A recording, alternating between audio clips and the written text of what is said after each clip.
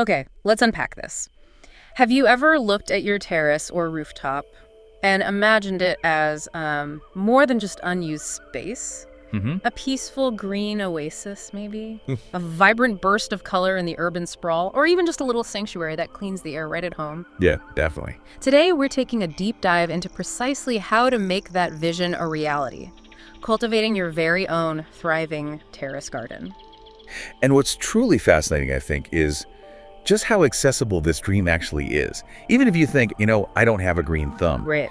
Our mission for this deep dive is really to guide you step by step through the absolute essentials we've drawn from a stack of incredible sources to arm you with the foundational knowledge you need. Okay.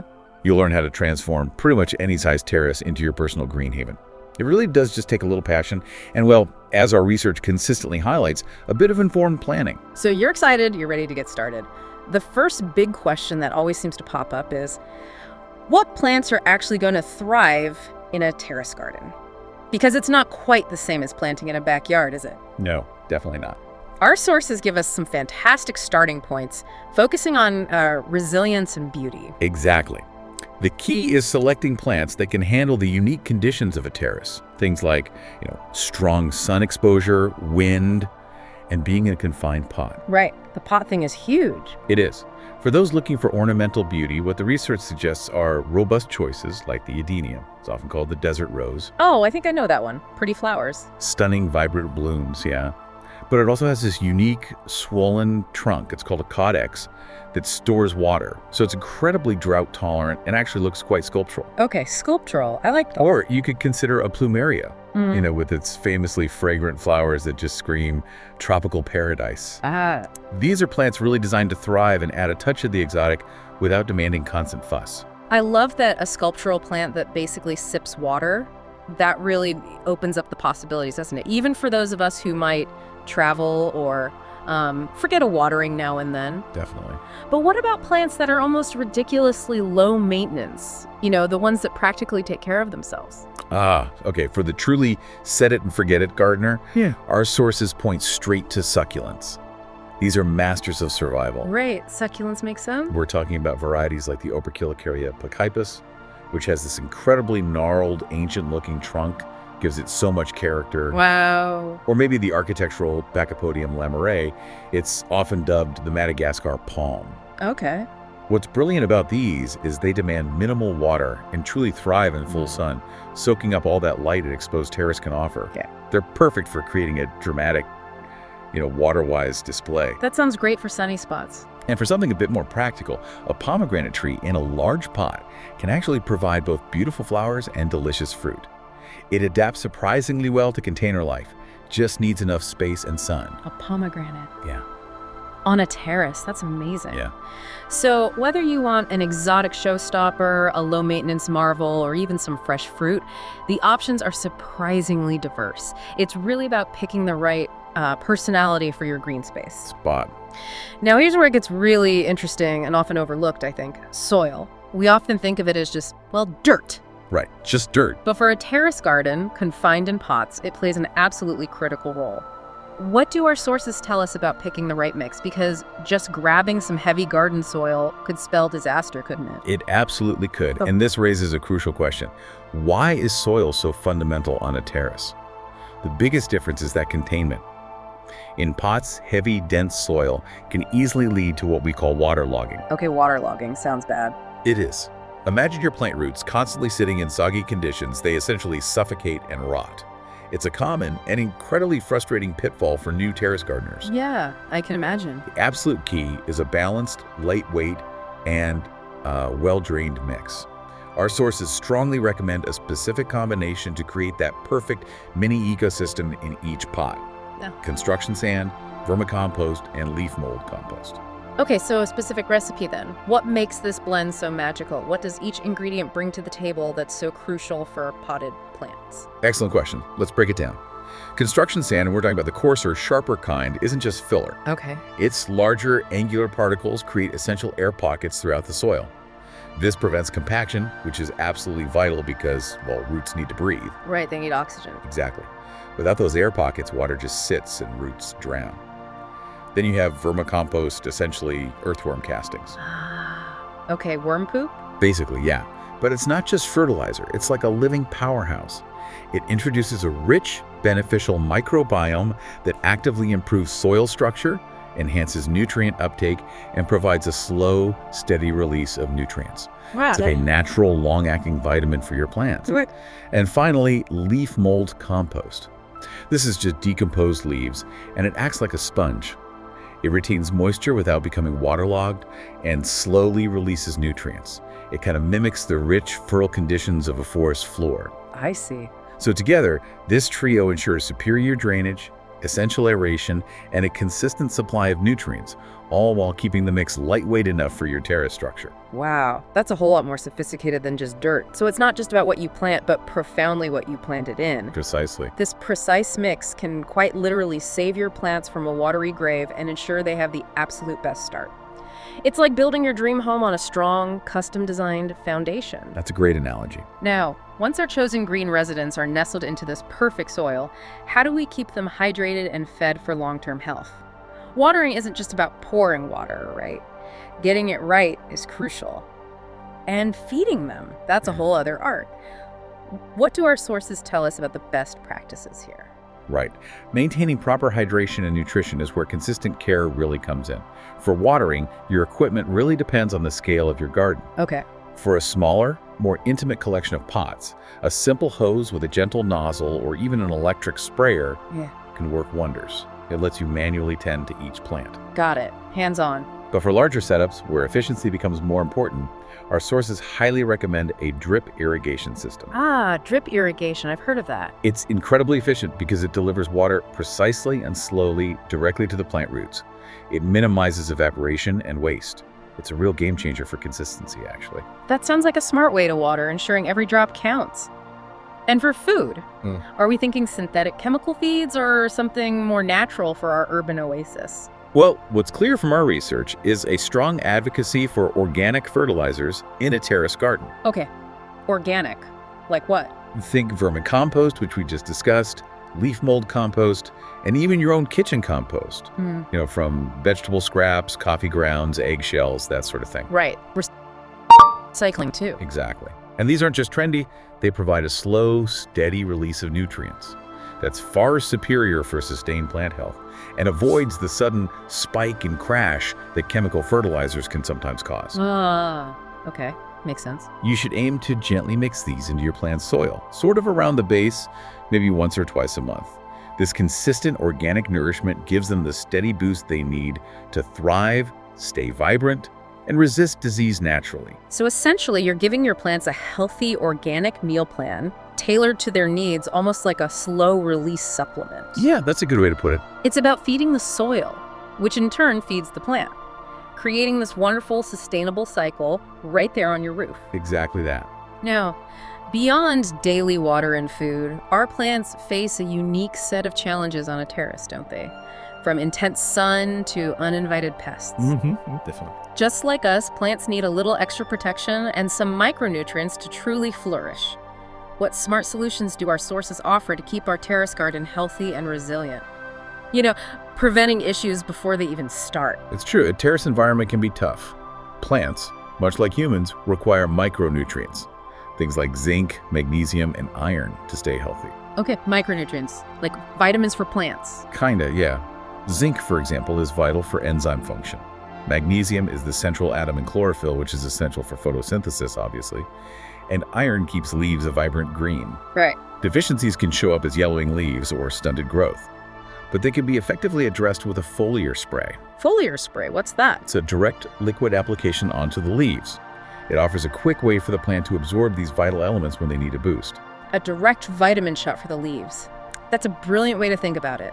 I'd never considered the parallel between our own nutritional needs and those of our plants in quite such a direct way.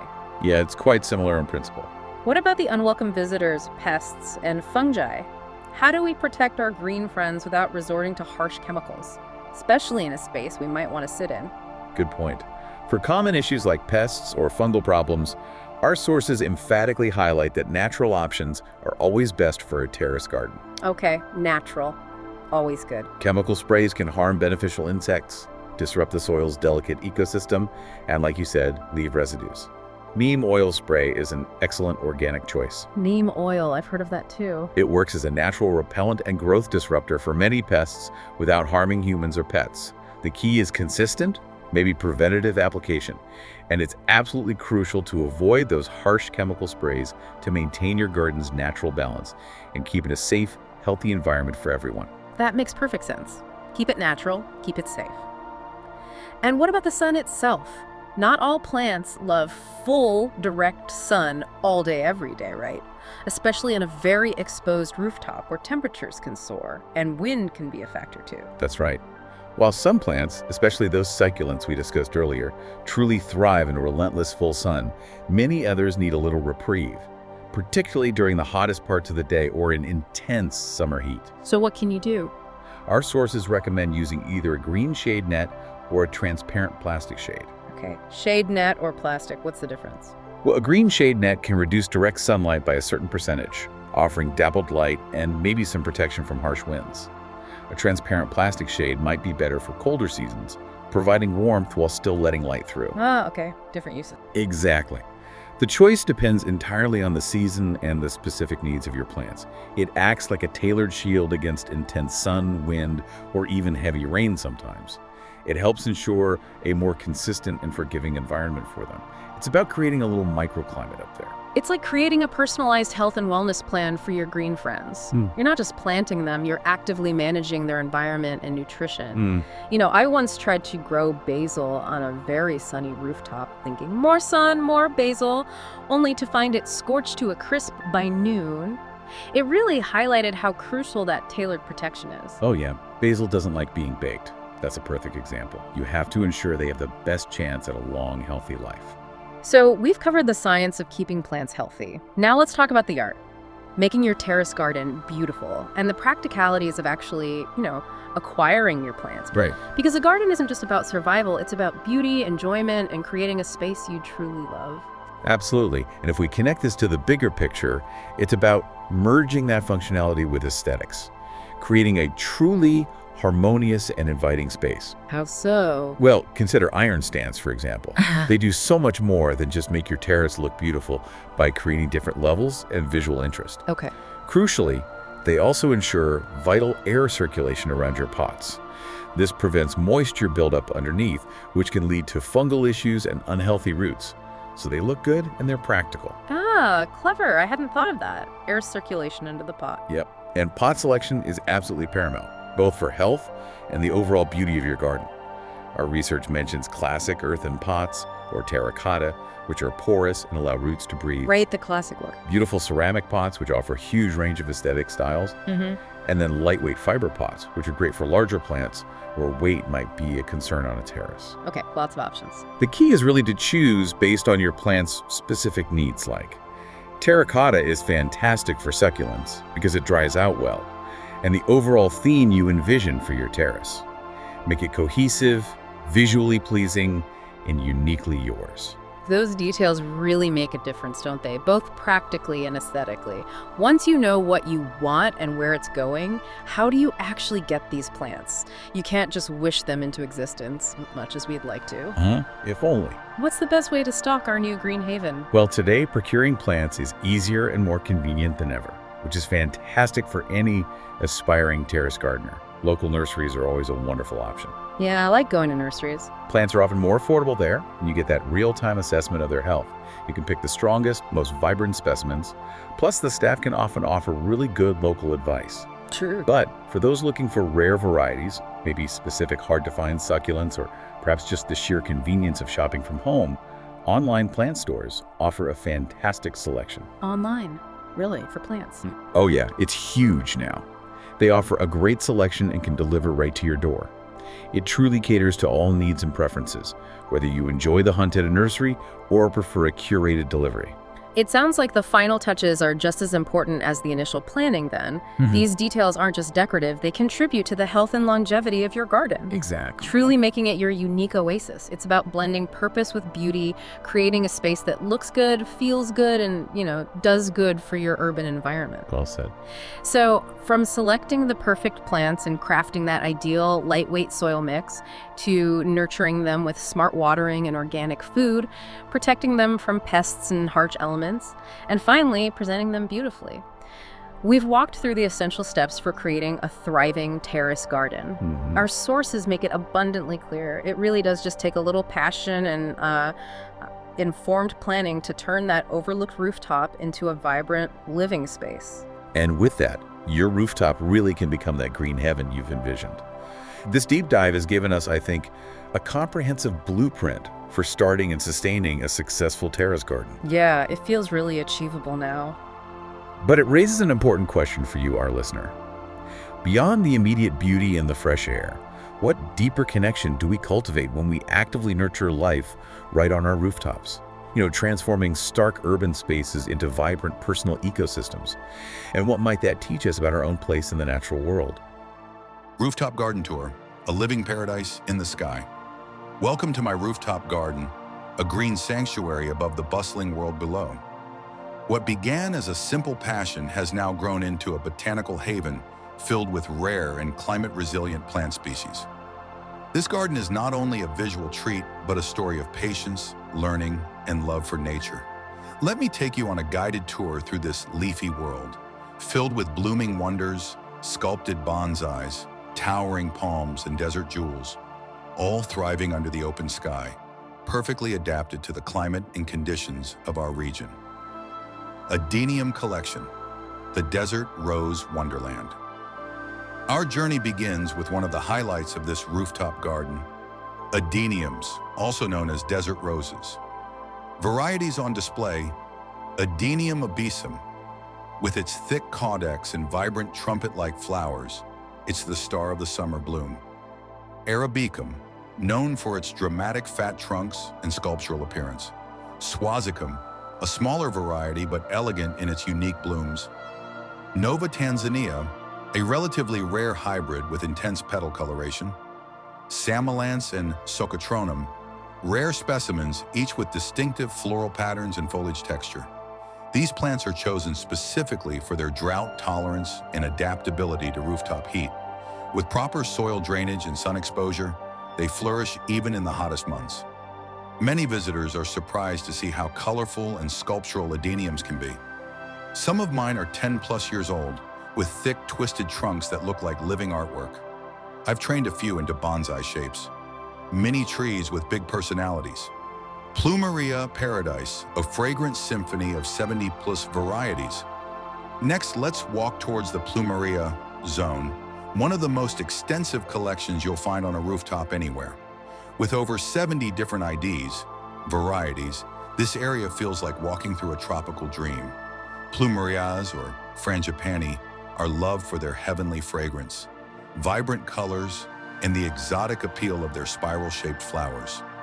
Each plant is tagged and identified, ranging from classic white with yellow centers, deep reds and purples, striking tricolor hybrids, pastel blends that shift in color with sunlight. They thrive beautifully in containers under full sun, needing very little care except proper sunlight, well-draining soil, and occasional feeding. Many of my plumerias have been grown from cuttings and lovingly nurtured over the years. Some are tall and spreading, while others remain compact, each with its own blooming story. Euphorbia mealy, the crown of thorns in 50+. Colors moving forward, you'll be greeted by a burst of vibrant hues from the Euphorbia mealy collection, also known as the crown of thorns. With over 50 different colors and forms, these resilient beauties bloom almost year-round. Their flowers come in pinks, reds,